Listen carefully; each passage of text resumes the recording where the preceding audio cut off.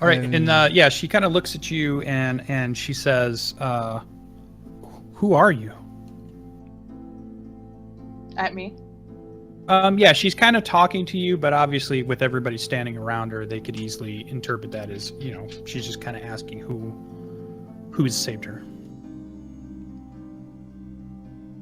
We were sent by the guards of Nightstone to come and get you guys, get the humans who marched themselves into, I don't know, certain death or something. And I look at Armel, and I'm just like, say something. So uncomfortable right now. I will, I'll just walk over and tend to her wounds. Okay, yeah, there's lots of scratches, definitely malnourished, and nearing dehydration. They obviously were not feeding these humans, and other than that, as you're tending to her wounds, she does mention, she kind of bows her head, and she mentions her name is Daphne Featherstone, and she is the lady-in-waiting for Lady Nandar, and she asks you, so Lady Nandar sent you? Oh, Velrosa. Velrosa? Yeah. Velrosa Nandar, yeah, that's her name. Oh, well, that's awkward. But I have a charisma of 7, so I say, oh, no, she's dead. We were sent by the head of the guard. And she starts to bawl inconsolably. But Nightstone still stands, and we will take you back there to the people who remain. Yeah, she's in deeper shock at this point. Lots of weeping and barely consolable at this point. And probably will remain that way for a bit. And she's still hanging on me, right? Yeah, clutching you. I'll go in and try some of my wooing 17 charisma on her. There you go. To try to calm down? Okay. Well, I'm not going to try to get lucky. It's a bad place for that. So yes, to calm her down. So what kind of skill are you thinking about trying here? Persuasion to try to get her to calm down. I mean, Jarral could try intimidation. It's been working so that goes over well. Well, I was actually going to ask her about her friends in the other cave to try and get her mind off of Velrosa. Yeah. So you kind of are able to get her to calm down enough that it's just not all out weeping and bawling. She's definitely, again, she's been in this cave probably for, I want to say now it's been 4 days with no food or water. I'll offer her some food and water. Yeah, she definitely takes it, and definitely the water over the food more than anything. They have not had water. And you begin to calm her down, and that quiets her down. So it's no longer, because she was making those kind of loud sob noises. And now she's starting to quiet down. You're still not sure how much she's going to be able to talk to you, but she's definitely starting to calm down with that good roll. And she now is no longer clinging to Ian. We'll have her sitting, or at least being right with Ardreth. And I assume Ardreth moved up at that point then.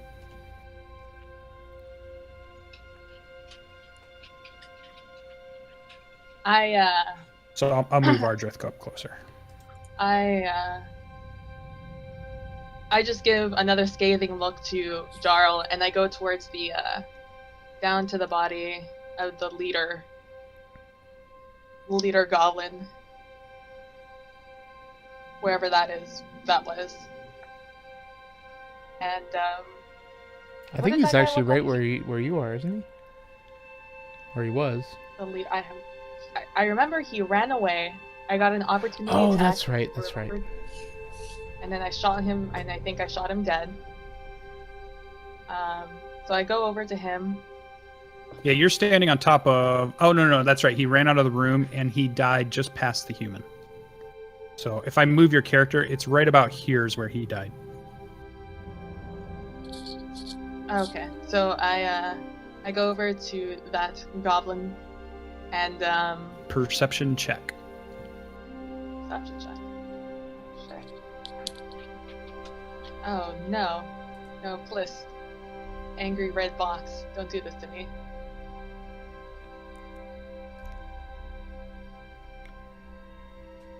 Roll 20 plus. There we go. Oh. I got an 11. I don't know when that'll show up to you. But I got an 11. Okay, so an 11. You hear voices coming back from the main cavern, but they're distant enough or they're quiet enough that you can't quite tell what language it is or who it might be. Oh, son of a fuck. I go back and in a quiet voice, I say, I hear voices back in the cavern. Everybody, shut the fuck up. And who's the sneaky one? Is that Jarral? Probably. Jarral, are you like hella fucked up right now? Yeah, there's really not a thief in the group, so that's always an interesting question. Speak for yourself. Are you hearing? So the voices that you're hearing. So did you say anything aloud that I would have heard? I said in a rushed whisper, I hear voices in the main cavern. Everyone, shut the fuck up. That's what I said.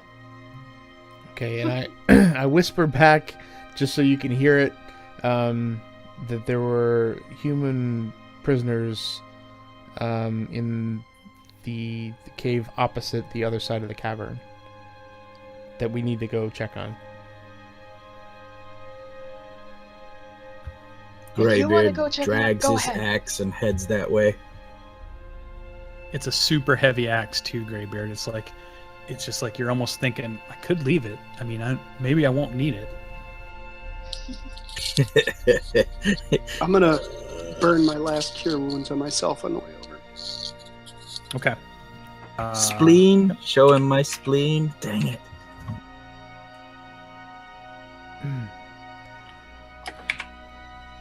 Is anybody staying behind, or is everybody heading over to the other side of the cavern?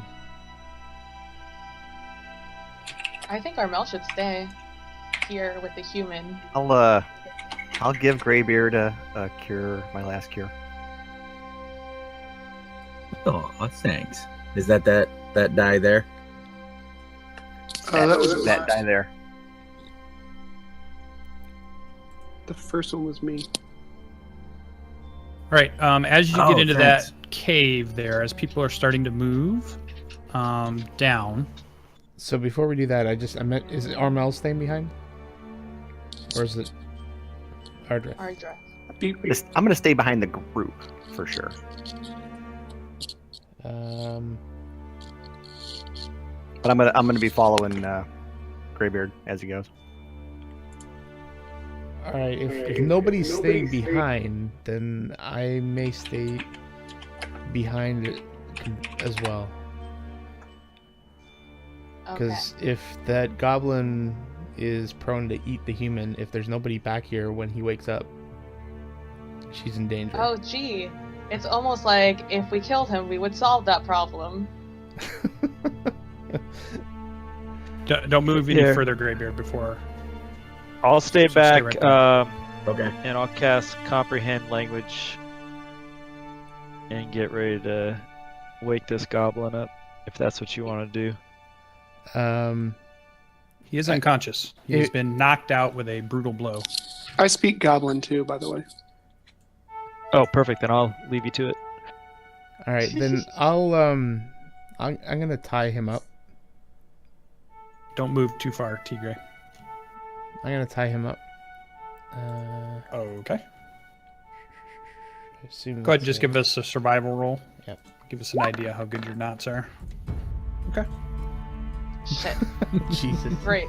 Horrible knots. So I'm not very confident about the knot, and I mentioned that to Ardreth. I seem to be able to. Fine. Out the And now we practice. metagame. You're fine. You're good. Hey, Dan, can you give me vision?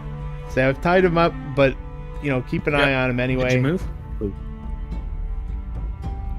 I'm gonna have that produce flame up all the time. I think that would be such a good learning lesson if he broke away and ate the human while we were gone. Where'd you go? Yeah. Perfect. I'm right there in the middle, down 2 squares. Oh, You've yeah. never Let me heard let me that. transfer it to you so it's not the. Oh, Oh, okay. you know what? Let me give you the torch. You can just move the torch right there. Well, no, Perfect. that's stupid. I'll give you the. Just tack it on my token if you can, and I'll.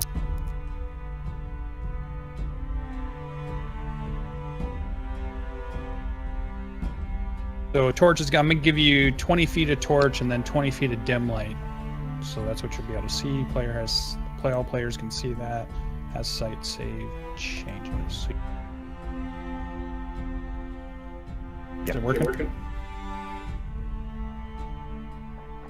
Perfect.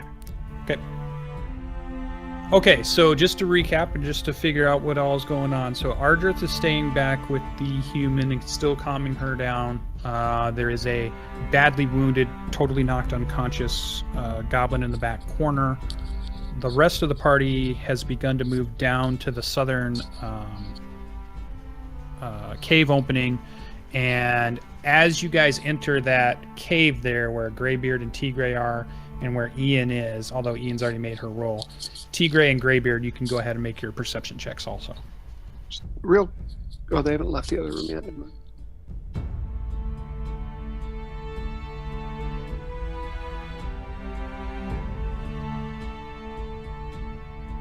You and me, Teagraiel, on the same level. Yep. Oh, damn. Oh, Jesus Christ! Pay I'm attention, tired. Greybeard. I'm really tired. Got something stuck in his eye. Just like Yeah, poking goblin some arrow. great axe. Greybeard, you've gone blind. You're like your hands are reaching around. You're crying to Teagraiel, I can't see. Something's messed up with The my dark exhaustion. vision. He's just facing the wall, actually. Yeah, I should just turn it off. All right, Teagraiel 11. Yeah, you don't hear any more. You hear the voices, but you're still not able to distinguish what they're saying, what kinds of voices they are, what language it is. You're not getting good enough perceptions to recognize that. So Anybody else moving in? I do recall in the last session that I did tell everybody that there were humans prisoner in that cave, and that was the cave that had the bats in it.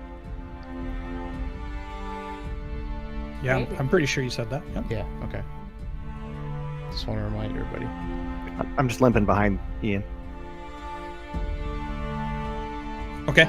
Well, once you get into the part where Ian's at, you can make a perception check to roll, and then the two people in front, Greybeard and Teagraiel, you can kind of come out of that tunnel a few feet if you want, and then you should be able to see what you see. Let me know. Yeah, so when you get to that spot, go ahead and hold up. And then While the rest of they- the group, tell me where you're going to be. I'm going to use my survival skills to make sure the goblin's adequately tied up, and then start searching bodies and stuff while they're in the other room. Okay.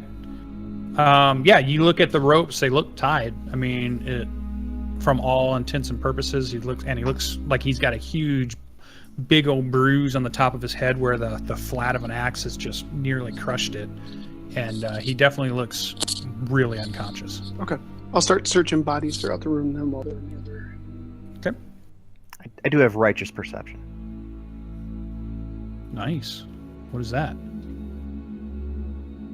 I don't know. You tell It's me. perception that's righteous. I don't know. You tell me. I've not What do heard I- of righteous perception. Is that a druid thing? I'm guessing.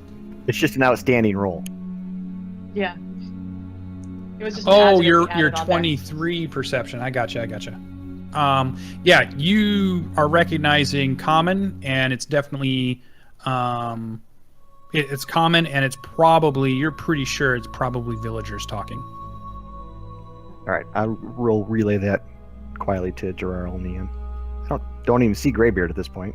Yeah, they've moved up into the tunnel. Are you catching up to them before they move any further, or am I going to just let them continue on into the cave? I'm following Ian. Okay. So go ahead and move up Ian a little more. Okay, that's where Teagraiel and Greybeard are just coming out of the tunnel. Jarral, what are you doing? Okay, there you are. All right, Ardreth, you've seen them kind of go around back through the tunnel, and you're in this room. And there's lots of there's nothing on the goblins. You're finding their weapons, which were scimitars, and their crappy goblin bows and crappy goblin arrows. And then the rats had nothing on them either. And you're finding a lot of bodies, a lot of blood and gore. And you do find another human corpse, which has been eaten. And you can definitely tell it was the rats that had been just devastating this corpse of a body now. Okay. All right, so the group is pretty close to each other. Greybeard, as you come out of that tunnel, you see torchlight, and you see two humans holding torches, and you see a dwarf talking to the humans, and he's kind of starting to wave at the some more humans that are coming out of the tunnel. None of them have noticed you yet. And it almost seems like they're starting to file out of this cave, but they're being really quiet. They're whispering, and they're talking in a very low voice, and you can hear the dwarf in common telling the people that are directing them out of the cave to stay quiet, stay calm, and they're starting to move out of that cave. All right, I move forward and I say quietly in Dwarf, "Hail, friend! Your saviors are here." Oh, Jesus. Okay, and when you say quietly, do you mean like that ironically or sarcastically, or do you mean it like real? No, great. Like you're being quiet like they are. They're being quiet. So, and I remember the bats. So I don't Yeah. wanna Okay. stir Good. up the Good. bats. Yep. And that's the first thing that pops in your head. And you guys can move into the room now and see what's going on. So you have free movement into the room. If you're up to that area of the center area, if you're going to move out of there, give me a minute before we let you go and check any of the other stuff. I see it's just the humans, and I head back. Okay. You can head back to that room.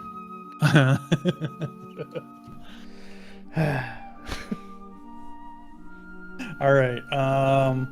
So yeah, you see this dwarf come up to you, and let me get to the right spot.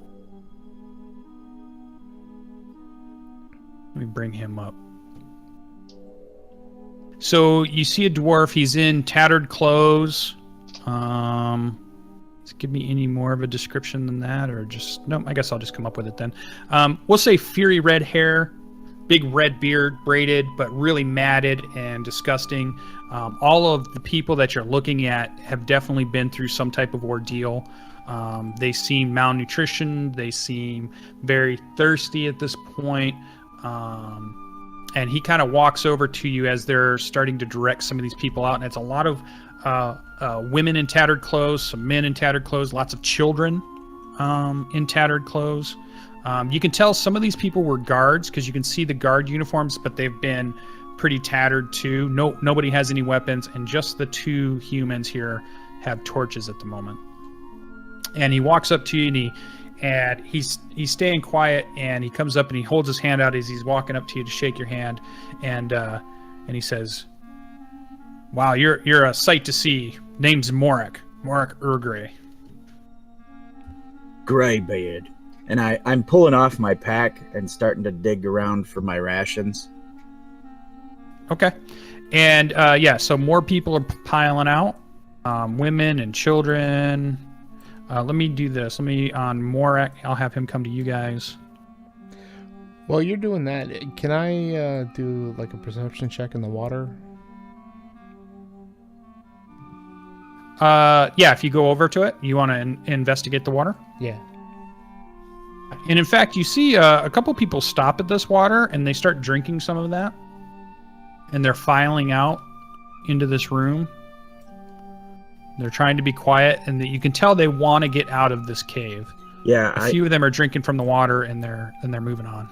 I put an arm kind of around Morak and drag him over to where they're filing out, and I'm handing rations to people as they file by. Can I go out there and just start rendering medical aid? Yeah, you can start. I mean, what medical aid are you going to give? Well, I've got my. You can tend wounds and that kind of thing, but yeah, the basic stuff. I mean, anything that's serious. I'll delay, but go ahead. No, I've just got. I mean, I've got that medicine skill. I might as well use it. Yeah, you can start tending to some of the wounds so that they won't fester. And you're seeing a lot of stuff here. You're seeing, again, women, children, men, teenagers, young kids. Everything is just filing out into this room. And they want to get out of this cave that had the bats in it, which you guys don't see at the moment. Well, that makes sense. How far in here does the sunlight come in here at all? You're not sure. It's still nighttime. You're not sure how far the sun will come in. Probably not much farther than the front area. What's lighting it up right now is the two guards had rummaged for some. They just basically have some sticks with some rags that they tore off some of the dead bodies and lit them on fire, and they just have some really kind of makeshift torches that they're holding above them to give the people something to see by. Because almost all these people are human. The only person that's not human in this is the dwarf Morak. All right. So once I finish investigating the water, so you definitely look at its water, and you immediately, one of the things that you pick up on is there's something in the water as far as a very metallic-y kind of smell. And with that's a pretty good investigation roll. You're pretty sure that nobody should be drinking from this water. Stop drinking the water!